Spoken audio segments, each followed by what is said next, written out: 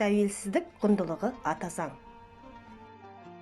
Сабақтың мақсаты тыңдаушыларға Қазақстан Республикасының ата заңы жайында мағлұмат беру, олардың заңдық білімдерін жетілдіру, тыңдаушыларды құқықтық саналыққа тәрбиелеу, заңды білуге, құрметтеуге тәрбиелеу.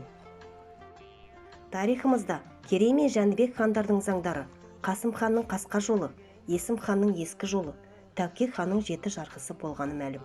Енді ата заңымыздың құрылымы мен тарихына үңілсек, тәуелсіз Қазақстанның алғашқы конституциясы 1993 жылы 28 қаңтарда қолданысқа енді.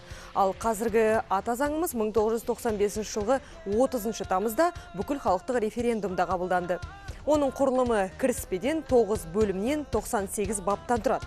Конституцияға 1998 мен 2007 жылдары елеулі өзгерістер енгізілді. Бірінші бөлім жалпы ережелерден тұрады. Екінші бөлімде ең негізгі құндылық саналатын адамның өмірі, құқықтары мен бостандықтары туралы айтылған. Үшінші бөлімде президенттің міндеттері, төртіншіде парламенттің құқықтары мен міндеті жазылған.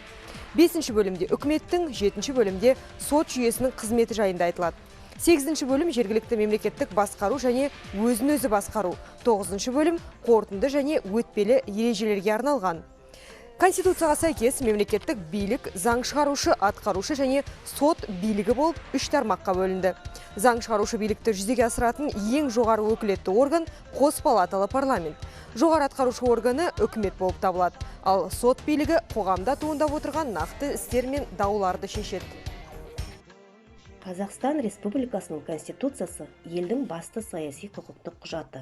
Заңға бағыну тәртіп, ал тәртіп бар жерде тәрбие, тиянақтылық сияқты адамға тән қасиеттер бар. Сол қасиеттер қоғам дамуына негіз болады. Өз отанын танып сүюі, оның заңдарына бағынуы, бұл әр адамның азаматтық жауапкершілігін сезінуі, өз елінің алдындағы азаматтық борышын орындауы. Назарларыңызға рахмет.